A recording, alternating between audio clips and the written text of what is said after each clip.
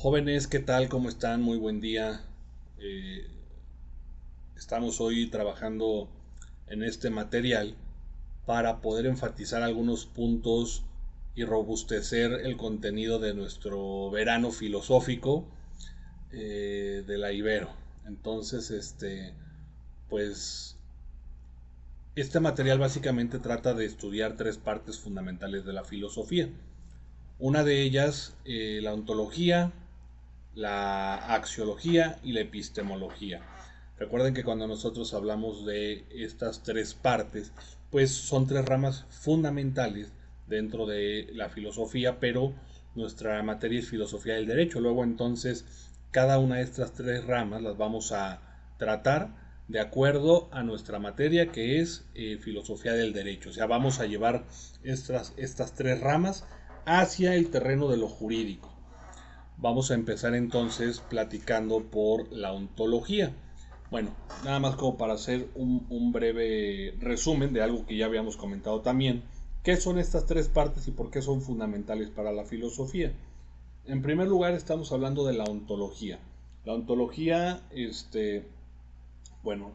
si nosotros fragmentamos esta palabra, encuentra su raíz en la etimología grecolatina. Y ontos significa ser o estar, ¿sí? Y logos, pues el razonamiento. Luego entonces ontología es el estudio o razonamiento de lo que es y de lo que está, ¿sí?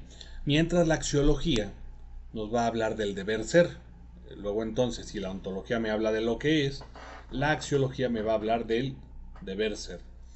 Y algo que habíamos comentado también es que a nosotros, desde que somos pequeños, pues nos han enseñado a comportarnos bajo el deber ser, para desarrollarnos en un mundo que es lo que es y no lo que debería de ser. Y ahí es donde de repente encontramos tantos dilemas, tantos problemas, tantas ideas y angustias y demás. Por eso es importante tratarlo desde los temas cotidianos que todos nosotros tenemos.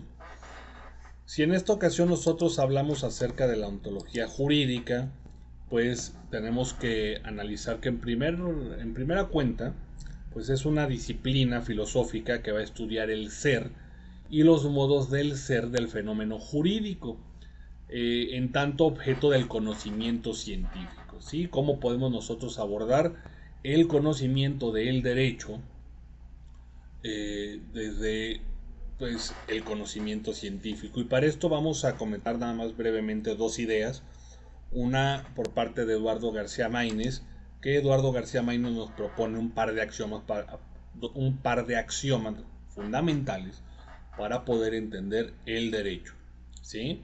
Bueno, García Maínez esboza la concepción de una ontología formal del derecho como un sistema de principios a priorísticos acerca de las distintas formas de la conducta regulada por el derecho. Esta tesis se basa básicamente en estos dos axiomas que comentamos. El primero, que se denomina axioma ontológico jurídico de contradicción, que básicamente lo que establece es que si una conducta se encuentra jurídicamente regulada, no puede a su vez hallarse permitida y prohibida, ¿sí? Es una sola conducta, luego entonces esa conducta solamente se puede regular de una sola manera, ya sea prohibida o permitida. Y por otro lado también nos habla en su segundo axioma, que es el axioma ontológico jurídico de exclusión del medio o tercero, en el cual García Maínez nos va a expresar que si una conducta está jurídicamente regulada, solo puede hallarse prohibida o permitida, ¿sí? Esto significa que todo lo que no está jurídicamente prohibido se encontrará permitido, lo cual nos lleva al principio de legalidad. Como ustedes saben, el principio de legalidad básicamente lo que nos dice es que todo lo que no tenemos como ciudadanos prohibido lo tendremos permitido. Y les aclaro que como ciudadanos porque es al contrario, por ejemplo, para los órganos de gobierno. Para los órganos de gobierno, este principio de legalidad básicamente nos dice que solamente pueden actuar con las conductas que tienen previamente determinadas por la ley. Luego entonces, todo aquello que no tienen permitido de manera expresa, lo tienen prohibido, ¿sí? Opera al revés, que como si fuera que el principio de legalidad para el ciudadano. Ahora, por otro lado, Hans Kelsen, en la teoría pura del derecho, concibe al objeto de la ciencia jurídica como una norma creada y aplicada dentro del marco de un orden jurídico, ¿sí? Y hay dos puntos fundamentales para entender esta teoría propuesta por Hans Kelsen. Primero, que es limitar el objeto jurídico como norma. Solamente vamos a estudiar lo que existe como norma para entender el derecho. Y después, limitar la ciencia del derecho al conocimiento de esas mismas normas. Si nosotros nos fijamos en esta es una teoría propuesta por Hans Kelsen sumamente positivista, ¿sí? Él se olvida por completo y hace a un lado derecho natural que hemos estudiado desde que empezamos las primeras clases de derecho. Ahora, la teoría pura del derecho interpreta haber deslindado metódicamente el ámbito ontológico del derecho respecto de la naturaleza. Es lo que les decimos, desvinculamos por completo el derecho del derecho natural. Para Hans Kelsen no hay más derecho que el derecho positivo, que el derecho que se establece en las normas. Y bueno, además de haber deslindado de la naturaleza el objeto del derecho, también es importante haber determinado la esfera de la ciencia jurídica como ciencia de normas, respecto de toda disciplina que tiene por objeto la explicación causal de sucesos naturales. ¿Qué es el derecho? Y ahí viene el eterno dilema que nosotros nos hemos encontrado durante la carrera o durante el ejercicio de de esta carrera que es derecho, ¿no? O la abogacía, que es precisamente la pregunta de qué es el derecho y cómo lo conozco. Y nosotros sabemos que para nosotros el derecho es pues toda aquella norma escrita de observancia obligatoria que en nuestro país emana de un poder legislativo, ¿sí? Ahí es donde se fabrican, es la fábrica de normas. Y pues bueno, pero también hay derecho en otros países, hay derecho en otros territorios que a lo mejor no aplican a nosotros, pero no dejan de ser derecho. Entonces hay derecho en cada uno de los países, hay derecho internacional incluso, hay normas internacionales de observancia obligatoria, pero lo que tienen en común todas estas normas es que están ya establecidas, están escritas y son vigentes, ¿no? Podríamos también abordar el tema de la historia del derecho. No todo el derecho es más, el derecho, como ustedes bien saben, va cambiando junto con la sociedad. Las necesidades de la sociedad son lo que obliga a la constante modificación de las normas. Entonces, bueno, el derecho es completamente dinámico, no es estático, es dinámico, todo el tiempo está cambiando. Eso es la parte que queríamos y no alcanzamos a comentar acerca de la ontología jurídica. Ahora, vamos a abordar la axiología. ¿Qué es la axiología? La axiología ya dijimos que es, en principio, esa parte de la filosofía que nos va o que se va a dedicar al estudio del deber ser, ¿sí? Es básicamente la doctrina de los valores. La axiología no solo va a tratar de valores positivos, sino también de los valores negativos, analizando los principios que permiten considerar que algo es o no es valioso y considerando los fundamentos para ese determinado juicio. La axiología define el valor como una cualidad que permite otorgarle significado al valor ético y estético de las cosas, por lo que es una cualidad especial que hace que las cosas sean estimadas en sentido ya sea positivo o negativo.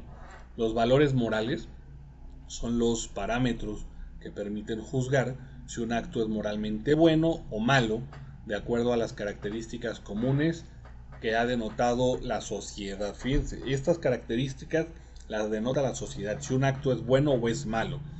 Antes, y hay que decirlo con todas sus letras, antes, hace 50 años, pensar que dos personas del mismo género pudieran contraer matrimonio era un acto aberrante, ¿sí? Era un acto malo. Hoy por los cambios que ha sufrido la sociedad, pues es algo positivo, ¿sí? Entonces, es lo como decíamos hace un momento, como la sociedad va cambiando y va cambiando de ideas fundamentalmente, pues entonces también los actos se juzgan de manera diferente. Un acto que hace 50 años podría ser un acto completamente aberrante y negativo, hoy es un acto positivo y entonces se regula dentro de un marco jurídico. Eso es lo interesante del derecho. Lo que ayer era malo, hoy puede ser bueno, ¿sí? ¿Esto quién lo dicta? Pues los propios cambios y la dinámica que va llevando la sociedad. Entonces eso pues lo que nos hace pensar es que lo bueno y lo malo al final es relativo, ¿no? O en gran parte de ejemplos pudiéramos observarlo de esa manera. Ahora bien, la axiología, estamos hablando ahorita de axiología en general. Esta axiología en general tiene básicamente dos ramas fundamentales, que va a ser la ética y la estética. Ahora, para abreviar un poco este contenido, tenemos que platicar acerca de la parte de la axiología, que es la ética, que es la que nosotros abordamos para poder platicar acerca del fenómeno jurídico, ¿sí? Si nosotros hablamos de la axiología jurídica, entonces nos tenemos que remitir en automático a la ética. ¿Qué es la axiología jurídica? La axiología jurídica es la rama de la filosofía del derecho que trata el problema de los valores jurídicos. Es decir, va a determinar sobre cuáles sean los valores que harán correcto un modelo de derecho o que permitirán a la hora de elaborar o aplicar estas normas. De todos los valores del derecho, el más importante desde luego es el de la justicia. Tiene tanta importancia que algunos autores designan a la axiología jurídica como teoría de la justicia. La axiología jurídica trata el problema de los valores jurídicos, es decir, va a determinar cuáles son los valores que harán correcto un modelo de derecho para elaborar esta norma, como ya lo dijimos hace un momento. Bueno, entonces partamos de la justicia. La justicia es el gran valor del derecho. Pero pues nosotros desde el principio de la clase, desde el verano, o incluso desde el principio de la carrera, nos quedamos con un concepto muy básico que justicia era darle a cada quien lo que le corresponde y nos quedamos con ese concepto. Pero no lo seguimos abordando, no utilizamos la mayéutica socrática de la que ya platicamos también para seguir, para enriquecer este concepto. Justicia es darle a cada quien lo que le corresponde. ¿Y cómo sé qué le corresponde a cada quien? Porque tengo una norma y cómo sé que esa norma es justa. Y entonces se vuelve un círculo vicioso el hablar de la justicia. La justicia, digo, porque un acto justo, un acto yo lo puedo percibir como justo si me favorece o como injusto si es lo contrario. Mi contraparte podría percibir un acto como injusto cuando me está favoreciendo a mí en contra de sus intereses. Entonces ahí es donde nosotros empezamos a dilucidar a través de esta visión el concepto de justicia, ¿no? La justicia, para hacer un poquito más rico nuestro concepto, podríamos decir que es el objeto mismo del derecho, es el valor jurídico por experiencia, ya que va a integrar principios tales como igualdad, armonía, proporcionalidad, y esos tres conceptos los procura fusionar. Este valor va a suponer el trato igualitario a las personas de una misma categoría.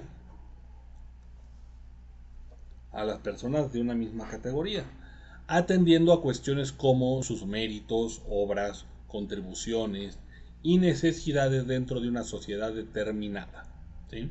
Sin embargo, la justicia va más allá, ya que la concepción anteriormente mencionada sufre de desavenencias porque, paradójicamente, va a categorizar a los sujetos, naciendo así la semilla de su antítesis, ¿sí? La injusticia. Por lo que es necesario que las relaciones entre particulares deban corresponder a un interés general, es decir, al bien común, que se va a desarrollar posteriormente. Cuando nosotros hablamos del bien común es imposible no acordarnos del contractualismo. en el cual nosotros vamos a ceder una gran parte de nuestra libertad en favor del bien común.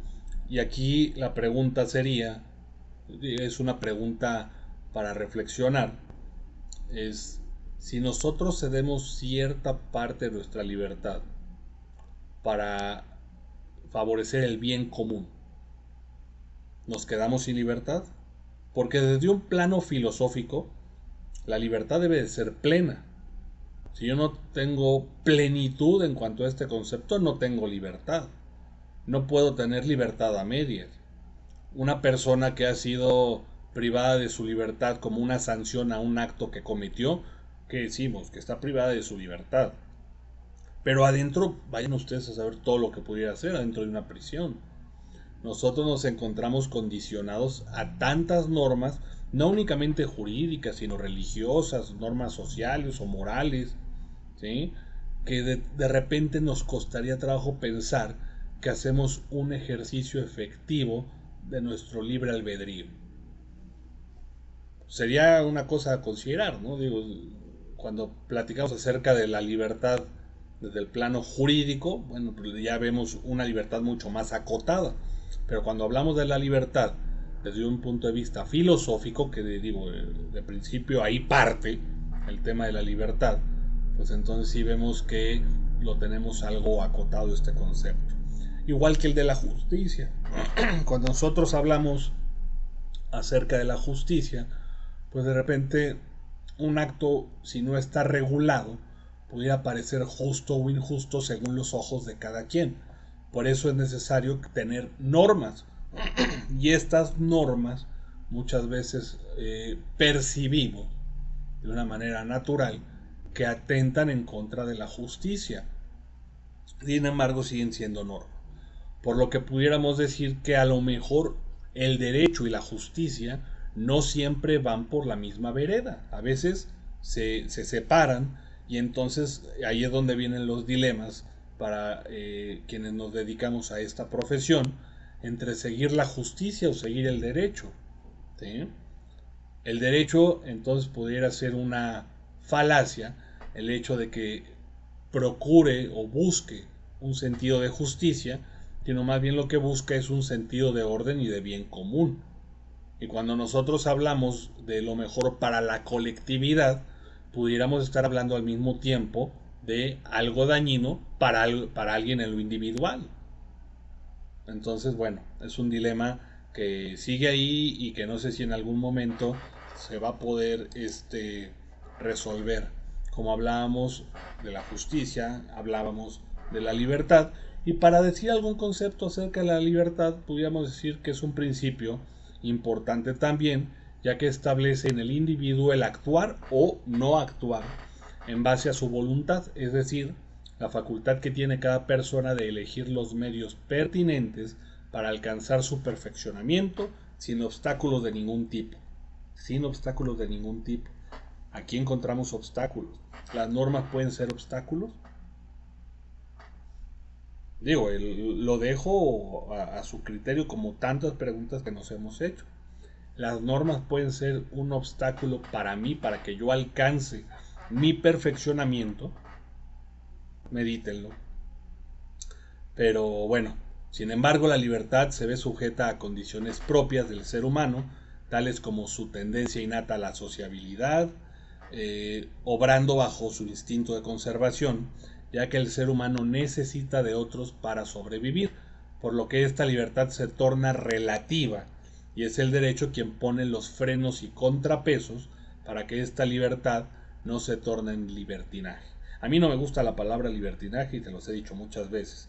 Para mí no debería de existir la palabra libertinaje, solamente la palabra libertad.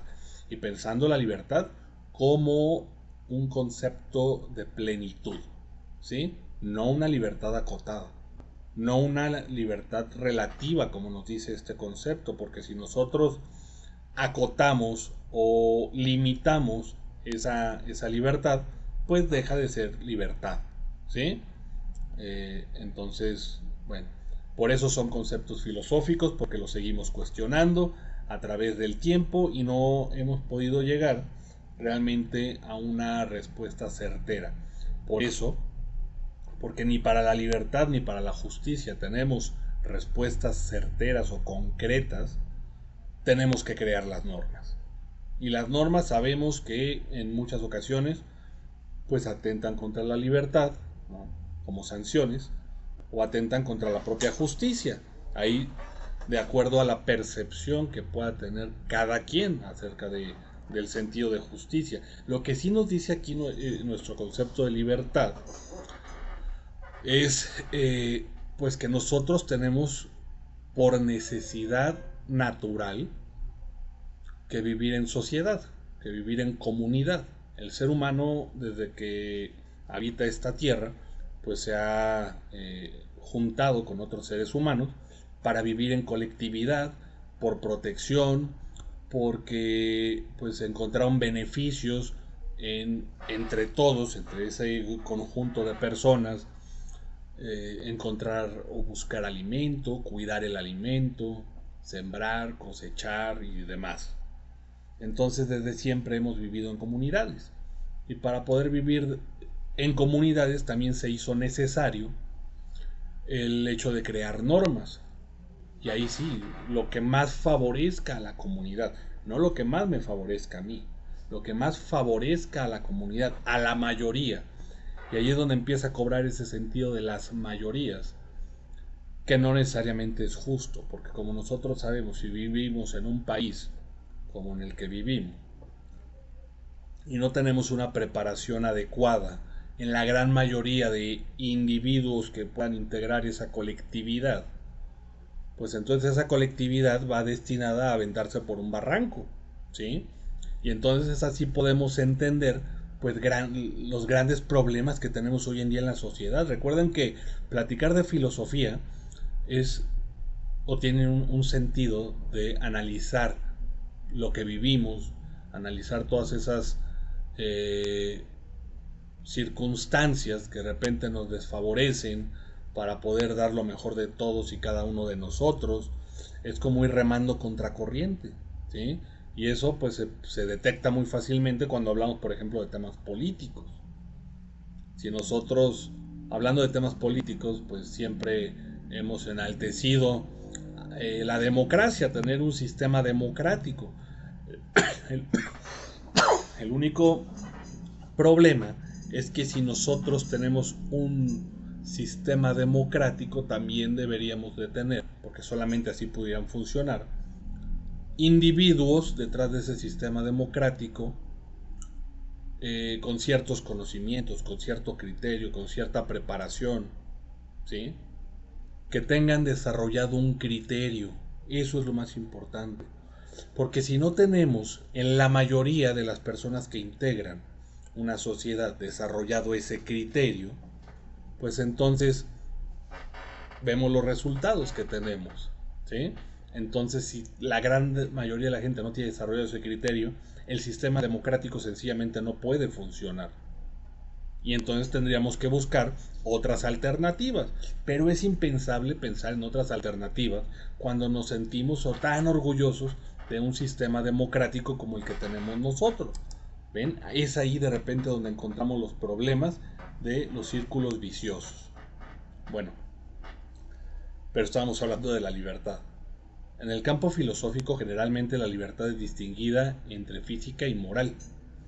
Primero, la libertad física equivale al libre albedrío, que, bueno, quiere decir que es la facultad de hacer o no hacer algo, bueno o malo, o lícito o ilícito. Pero también, así como tenemos la libertad física, tenemos la libertad moral. Y en esta libertad moral, bueno, va a integrar a su concepto la racionalidad, por lo que consiste en escoger entre los varios medios aquel más adecuado para alcanzar el bien del hombre, el bien individual. En el ámbito jurídico, esta última categoría es la utilizada porque el derecho es producto de la capacidad racional del hombre, no del mero actuar sin pensar, ¿sí? Bueno, entonces, pues con esto podemos seguir avanzando para platicar acerca ahora de la tercera rama de la filosofía, que es la epistemología, ¿sí? La epistemología es una rama de la filosofía que se va a encargar de analizar la naturaleza del conocimiento. Y como éste se logra relacionar con nociones similares como la verdad, la creencia y la justificación de las cosas que suceden a nuestro alrededor. También se ocupa de los medios de producción del conocimiento, así como de estudiar lo que es el saber y los conceptos relacionados con las fuentes y los criterios que encierran el conocimiento y la realidad o certeza de cada uno de ellos. Básicamente, estudia conceptos comunes como la verdad objetiva, como la realidad y, lo más importante, la justificación. Cuando hablábamos acerca de Aristóteles, nosotros decíamos que Aristóteles había dejado como legado, pues precisamente esta idea tan importante que es el poder justificar el conocimiento, ¿sí? Tener los elementos necesarios o el método necesario para poder justificar un conocimiento como irrefutable. Eso pues convierte a Aristóteles básicamente en el padre del método científico, y al final la epistemología, lo pudiéramos decir así, es la semilla de ese método científico. La epistemología básicamente es lo que le da razón al método científico. Ahora, si nosotros platicamos acerca de la epistemología jurídica, pues tenemos que decir que esta entra en la reflexión sobre el conocimiento del derecho. Se trata de dilucidar si este conocimiento es posible, qué forma o estructura debe de tener y cuáles son sus maneras de presentarse en la sociedad. Si queremos sistematizar un conocimiento sobre el derecho, debemos también de sistematizar el método para poderlo obtener. Esta cuestión es importante porque ha marcado a lo largo de la historia los diferentes modelos de conocimiento sobre el derecho. El derecho ha tenido diferentes epistemologías a lo largo de la historia, donde vamos a encontrar las dos más importantes en el derecho natural y el derecho positivo. ¿Sí? Bueno, el derecho natural, como ustedes ya saben y lo estudiaron tantas veces en las clases a principios de la carrera, es el primer modelo epistemológico, metafísico, y por ello va a prestar mucha atención al derecho ideal. Y tiene su desarrollo desde los griegos hasta el nacimiento del mecanismo a finales del siglo XVII o comienzos del siglo XVIII. ¿Sí? En toda esa época no había más entendimiento que el derecho natural. Por eso hablábamos como un comienzo del derecho divino.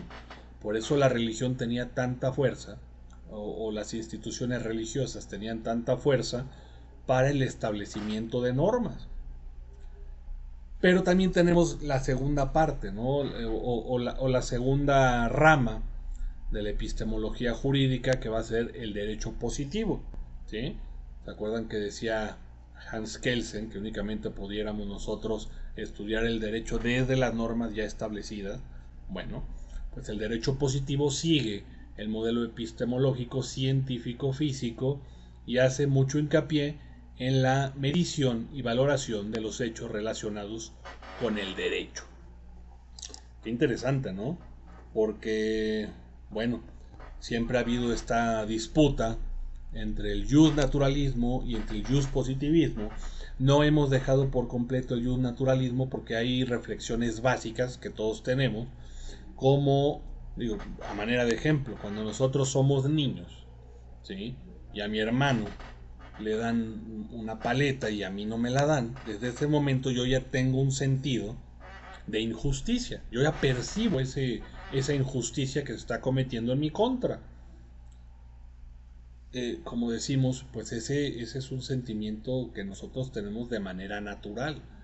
El raciocinio, fíjense bien, que nos lleva a entender que de manera colectiva podemos vivir mejor, ese mismo raciocinio que nos hizo pensar en la necesidad de crear normas, pues también es parte de nuestra propia naturaleza, o es parte de la divinidad si pensamos en que nos debemos a Dios. ¿Sí? Entonces por eso tampoco podemos dejar por completo el justnaturalismo y enfocarnos totalmente al justpositivismo. Porque el justnaturalismo sostiene de entrada que el origen de los derechos humanos no reside en la ley positiva, sino que parte de la naturaleza propia del ser humano, una naturaleza que es superior y precedente a cualquier ley positiva. Para el justnaturalismo, la naturaleza es algo que existe per se, ¿sí? Independientemente de nuestra voluntad y de nuestra fuerza. Esta naturaleza divina o racional es lo que determina la existencia y el contenido de esos derechos, los cuales, independientemente del reconocimiento que tengan en el derecho positivo, existen y resultan universalmente válidos y necesarios. Algo que nos decían también acerca del justnaturalismo es que el derecho natural no cambia, sino que el derecho natural lo vamos conociendo poco a poco, ¿sí? Si hablamos nosotros de derechos humanos, pues de repente empezamos a ver cómo va creciendo. Es más, nosotros tuvimos una evolución cuando hablábamos de garantías individuales y empezamos a hablar constitucionalmente de derechos humanos. Esos derechos humanos han ido creciendo en primera generación, segunda y tercera, ¿sí? Van ya de manera generacional y todos ellos provienen del derecho natural, supuestamente. Pero el derecho natural tendría que ser el mismo también a nivel universal. Y los derechos humanos nosotros sabemos que no han cambiado de la misma manera en los diferentes territorios, porque el derecho natural entonces dependería del contexto geográfico, social, cultural, temporal que se ha ido viviendo para que vaya creciendo, para que nosotros lo vayamos descubriendo, ¿sí? También parte de lo que dice García Maínez es que el justnaturalismo sostiene que el derecho vale y por ende obliga, no porque lo haya creado un legislador soberano o porque tenga su origen en cualquiera de las fuentes formales, sino por la bondad o justicia intrínseca de su propio contenido. Lo cual, pues a nosotros nos parece un tanto idealista, ¿no? Por otro lado, también Norberto Bobbio propone que el derecho natural no solo se distingue del derecho positivo, sino que además es superior a este porque emana de una naturaleza divina o racional que determina lo justo y lo válido en términos universales, esto es con independencia de los dictados particulares de cada Estado.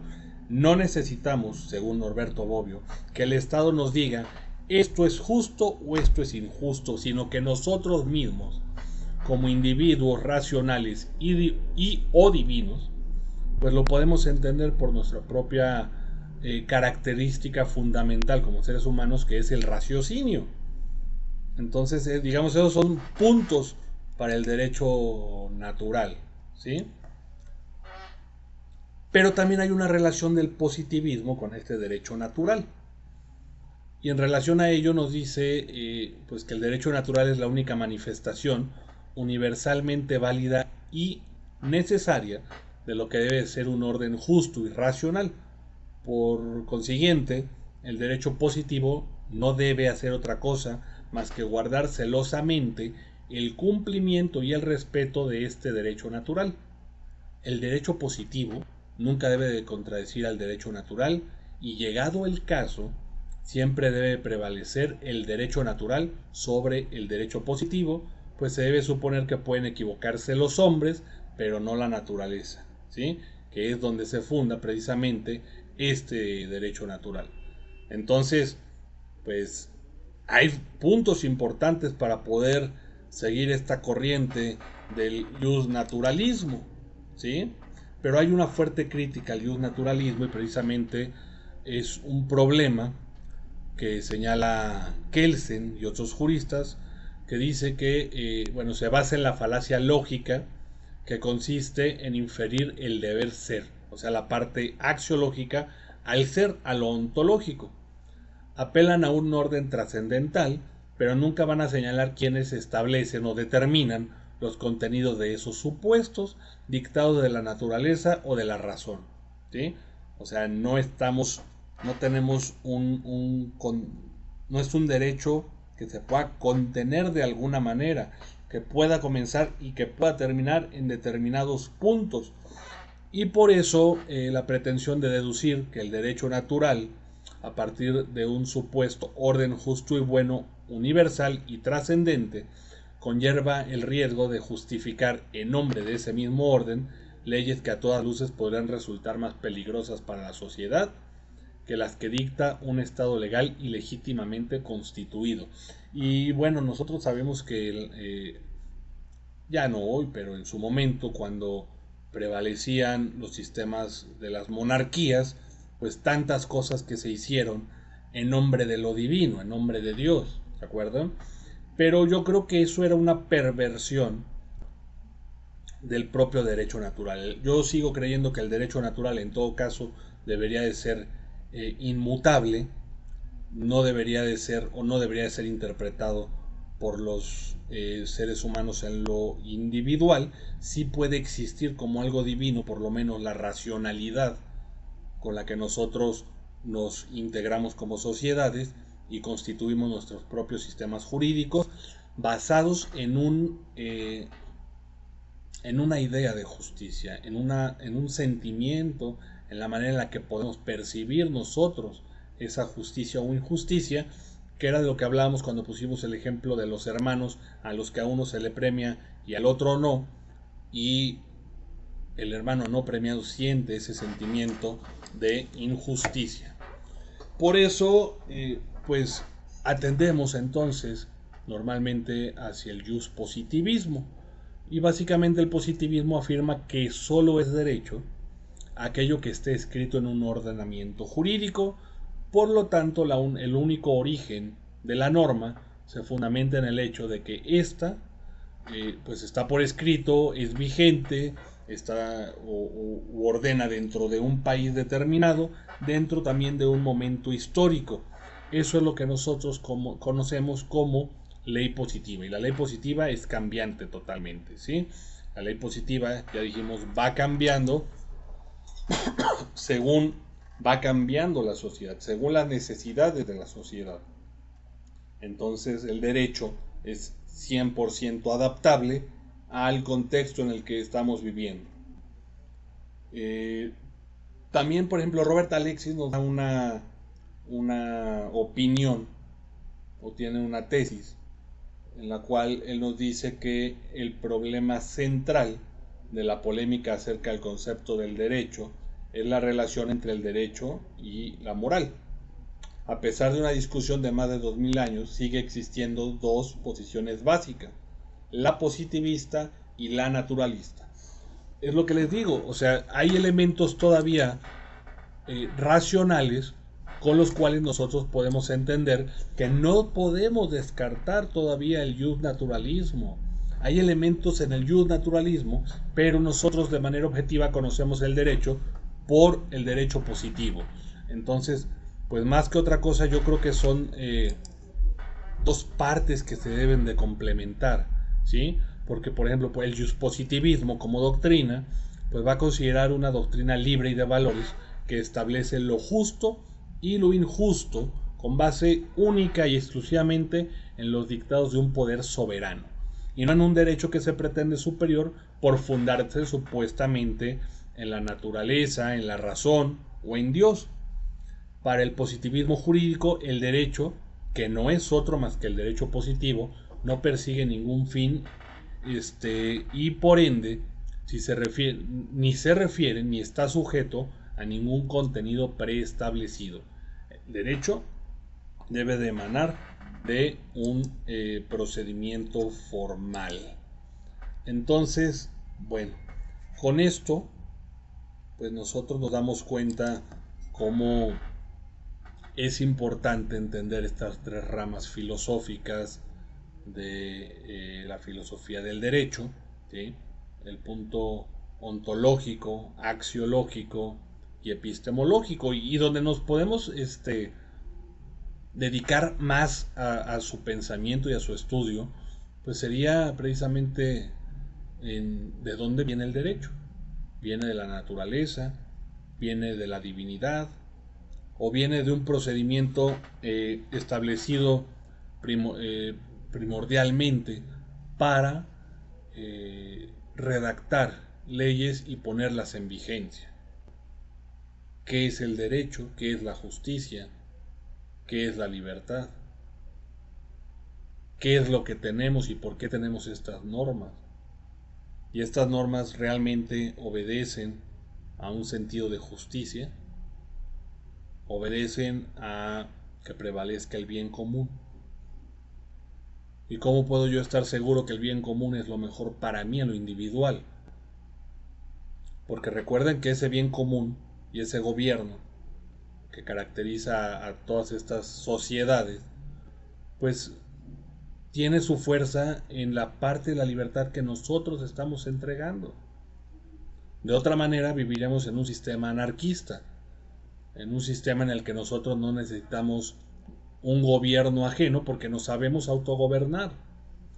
Pero esto sabemos que no pasa así, sabemos que los seres humanos de manera colectiva no se saben autogobernar. Por eso tenemos códigos penales o códigos civiles, pero también tenemos códigos de procedimientos civiles. Si nosotros tuviéramos únicamente, si con el derecho nosotros ya respetáramos ese bien común, no tendríamos por qué tener normas adjetivas. Y nos bastaría con las normas sustantivas. Y como diría Sócrates, conocer qué es lo bueno y sabiendo qué es lo bueno, nunca obraría bajo lo malo. Saber qué es lo que tengo permitido y únicamente ir por esa línea de lo que tengo permitido. Y entonces nunca tendría yo ni una sanción, ni una sentencia, ni mucho menos, ¿no? Pero como sabemos que somos, como seres humanos, somos imperfectos e incorregibles, pues entonces por eso, bienvenido a todo este conjunto de normas jurídicas, tanto en su aspecto sustantivo, adjetivo, ambos integrando todo el derecho positivo que nosotros conocemos y que debe de venir también de una u otra manera del derecho natural, por la simple y sencilla razón de que viene de nosotros, de que viene de nuestra razón y viene de nuestra necesidad de integrar sociedades y colectividades. Por hoy dejamos aquí todo este conjunto de ideas. Me da gusto que de esta manera podamos integrar este contenido tan importante para nuestra materia y pues bueno, ya nos estaremos viendo por ahí en las aulas o incluso en las siguientes conexiones. Ya terminamos este verano de filosofía del derecho, aunque como yo les he dicho, prefiero decir que estamos hablando de filosofía porque es más importante, porque partimos de que todos empecemos a reflexionar no únicamente sobre nuestra carrera, no únicamente sobre el derecho, sino sobre nuestra vida, que es lo más importante. Cuídense mucho y ahí nos vemos en siguientes conexiones. Bye.